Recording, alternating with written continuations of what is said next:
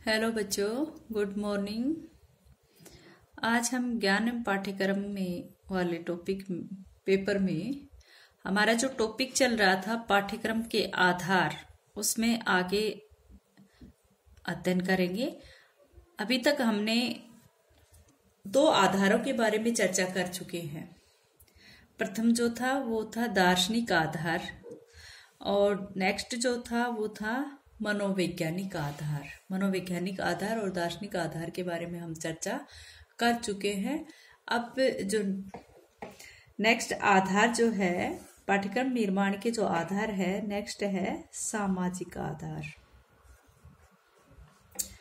सामाजिक आधार किसी भी प्रकार का पाठ्यक्रम का निर्धारण करने के लिए हमें सामाजिक आधार को महत्व देना पड़ता है। क्यों?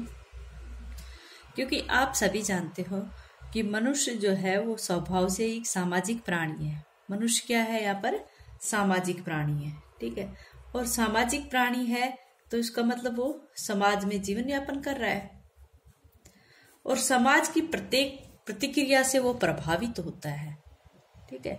और शिक्षा व्यक्ति को सामाजिक प्राणी बनाती है, ठीक है।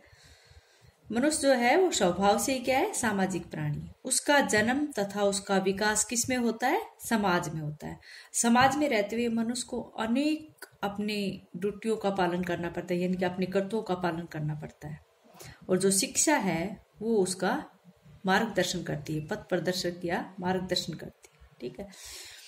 तो व्यक्ति शिक्षा प्राप्ति किस में करे? समाज में रहकर ही करता है। इसलिए उस समाज की शिक्षा देना बहुत जरूरी है, क्योंकि उसी से व्यक्ति समाज में व्यवहार कर रहा है।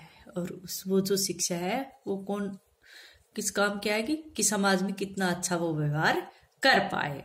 इसलिए समाज की शिक्षा देना बहुत जरूरी है। मनुष्य जो है वो अकेला जीवन यापन नहीं करता है, वो एक दूसरे के साथ समाज में रहकर वो एक दूसरे से जुड़ा रहता है। वह अकेले रहकर सब कुछ नहीं सीख पाता है। वह समाज के प्रत्येक कार्य में एक दूसरे व्यक्ति के साथ जुड़ा रहता है। और इन सब के लिए हमें सहायता कौन करता है? शिक्षा करती है। इसलिए सामाजिक आधार को भी पाठ्यक्रम निर्माण में सहायक माना गया है। और उस समाज में जीवन यापन करने के लिए या फिर उस समाज में आवश्यकताओं की पूर्ति के लिए वह शिक्षा के ऊपर निर्भर रहता है, ठीक है। तो हम कह सकते हैं कि शिक्षा एक सामाजिक जीवन की धारणा में गहरा संबंध रहता है। एक के अभाव में दूसरे की कल्पना हम नहीं कर सकते हैं। और समाज शास्त्र जो है एक सामाजिक विज्ञान है जो समाज शास्त्रीय सिद्धांतों को व शिक्षा की समग्र प्रक्रिया को या व्यवहारिकता को प्रभावित करता है। और इस प्रक्रिया में जैसे पाठ्यक्रम है, विषय वस्तु है, क्रियाएं हैं, विभिन्न प्रकार की शिक्षण विधियां हैं, मूल्यांकन है, वो सब सम्मिलित होती है, ठीक है। तो यहाँ पर हम कहेंगे कि सामाजिक आधार पर पाठ्यक्रम का निर्माण होना चाहिए। नेक्स्ट है सांस्कृतिक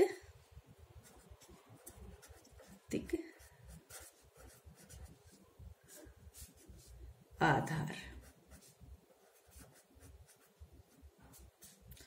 सांस्कृतिक आधार तो इसमें हम क्या कहेंगे भाई, जो अपना पाठ्यक्रम है उसके निर्माण में सांस्कृतिक आधार को क्यों रखा जाता है? जैसे हम माने कि भाई जो संस्कृति शब्द है, साधारण शब्द में इस शब्द के कई प्रयोग लिए गए, कई अर्थ लगाए गए हैं। ये कहा जाता है कि भाई किसी व्यक्ति के बारे में कह देते हैं कि व्यक्ति बहुत ही सुसंस्कृत है, या फिर कहे कि अमुक व्यक्ति को सांस्कृतिक कार्यों में बड़ी रुचि है उसकी, वह रुचि नहीं लेता है, वह रुचि लेता है। या फिर हम कहे कि भारतीय संस्कृति महान है। इस प्रकार के जो वाक्य होते हैं उससे ये स्पष्ट हो जाता है कि संस्कृति हमारे लिए बहुत ही आवश्यक चीज है। या फिर कहे कि संस्कृति की जो अवधारणा है वो मनुष्य के लिए अति आवश्यक है। और ये अवधारणा का मतलब क्या है कि वहां पर अगर हम कह रहे कि भारतीय संस्कृति महान है, तो उसका मतलब क्या हुआ कि संस्कृति की जो अवधारणा है वो जटिल भी है। भाई सब संस्कृतियों को नहीं कह सकते, सिर्फ हम कह रहे कि भारतीय संस्कृति महान है। तो इसका प्रयोग विभिन्न अर्थों में किया जाता है, ठीक है। तो संस्कृति जो है वो एक प्रकार से व्यापकता का प्रतीक है और व्यक्ति के जीवन के विभिन्न पक्षों को वो प्रभावित करती है। ठीक है, समाज की जैसी संस्कृति होती है उसी के अनुसार शिक्षा की व्यवस्था की जाती है। जैसी कहने का अर्थ है कि जैसी संस्कृति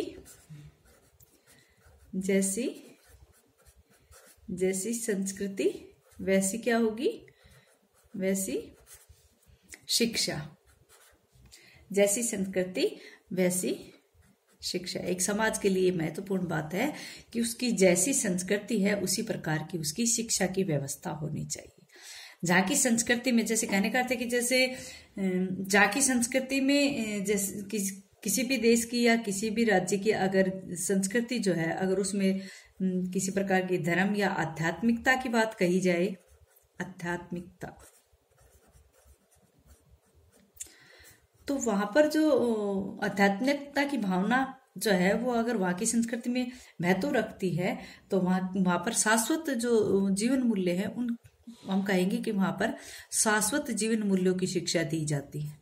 ये कहेंगे ना, शाश्वत जीवन मूल्यों की शिक्षा दी जाती। जहाँ की संस्कृति में धर्म और आध्यात्मिकता की भावना होती है वहां पर शाश्वत जीवन मूल्यों की शिक्षा दी जाती। या फिर हम कहें कि कहीं की संस्कृति जो है वहां पर भौतिक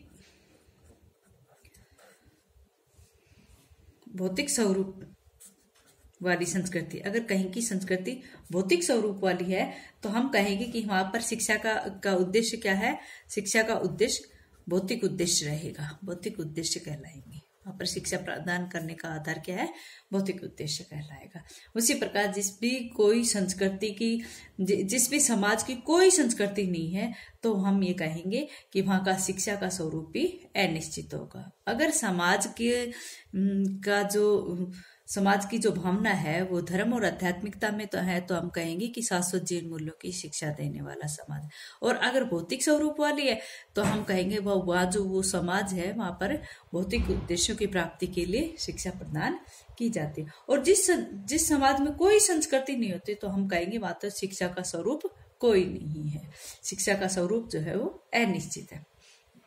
ठीक है, तो इसीलिए हम कहेंगे कि शिक्षा के पाठ्यक्रम को भी सुसंस्कृति प्रभावित करती है, यानी कि संस्कृति प्रभावित करती है। ठीक है, समाज की जो संस्कृति की शिक्षा के उद्देश्यों का निर्माण करती है, पाठ्यक्रम उन उद्देश्यों की प्राप्ति का एक साधन माना जाता है।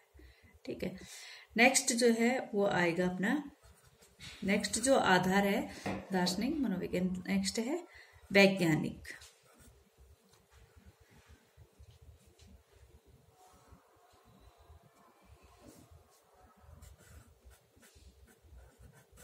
वैज्ञानिक आधार। पाठ्यक्रम निर्माण में वैज्ञानिक आधार को भी माना जाता है। किसी भी प्रकार के पाठ्यक्रम को निर्धारण करने के लिए हमें उसका वैज्ञानिक आधार को लेना भी आवश्यक है। वैज्ञानिक आधार क्यों लिया जाता है? आप सभी जानते हो कि वर्तमान जो समय है वो विज्ञान का समय है।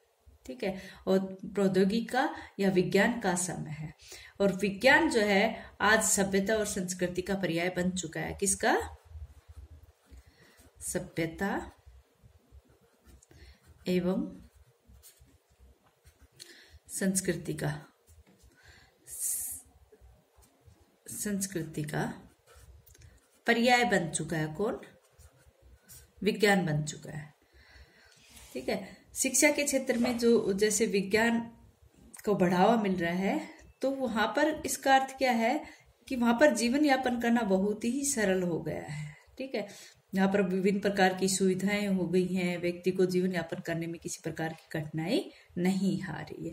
और विज्ञान का बढ़ता प्रभाव है, उसका महत्व जो है वो सरलता से वहां पर हम देख सकते हैं। किसमें? सभ्यता और संस्कृति में देख सकते हैं। अधिकांश जो शिक्षा शास्त्री है उन्होंने कहा है कि पाठ्यक्रम में विज्ञान एवं तकनीकी विषयों के समावेश पर बल देना चाहिए ताकि बालक क्या करे, समाज और पूरे देश के दृष्टिकोण को बदल सके। फिर अधिकांश शिक्षा शास्त्रियों ने या दार्शनिकों ने क्या कहा है कि जो पाठ्यक्रम है उसमें बालक की शिक्षा में विज्ञान को या तकनीकी को महत्व देना चाहिए ताकि बालक सभी तरह से समाज या पूरे देश के दृष्टिकोण में कुछ परिवर्तन कर सके। जो पाठ्यक्रम है उसमें वैज्ञानिक विषयों को भी महत्वपूर्ण स्थान दिया जाता है। इसी कारण से हम कह सकते हैं कि हमारा जो पाठ्यक्रम है वो वैज्ञानिक आधार पर आधारित है। ठीक है। और इसका जो वैज्ञानिक आधार को सबसे अधिक महत्व देने वाले कौन है? हर्बर्ट स्पेंसर, जिनकी पंचपदी बताते, जो पाठ योजना वाली पंचपदी है हर्बर्ट स्पेंसर की मानी जाती है। ठीक है। तो यहाँ पर हर्बर्ट स्पेंसर को माना जाता है कि इस विचार को, वैज्ञानिक आधार को सबसे अधिक महत्व किसने दिया? Herbert Spencer. ये वैसे मनोवैज्ञानिक है जिन्होंने हमारी पाठ्य योजना में पंचपदी का निर्माण किया था। ठीक है। अच्छा बच्चों, आज के लिए इतना ही, आगे कल करेंगे।